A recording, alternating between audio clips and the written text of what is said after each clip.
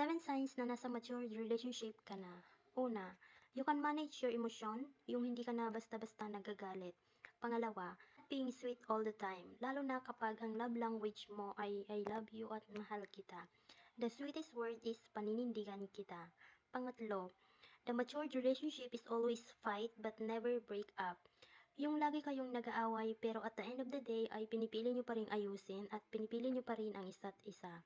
Pang-apat, ito yung good morning at good night lang sa isang araw ay sapat na. Hindi kasi sa lahat ng oras ay makakapag-reply siya, lalo na kapag pareho kayong may work.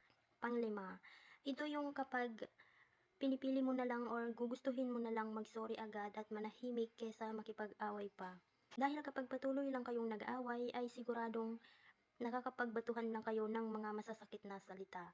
Pang-pito, ito yung pinaka the best para sa akin. Ito yung susuportahan ka niya or suportahan kayo sa gusto niyong ma-achieve para sa mga sarili niyo.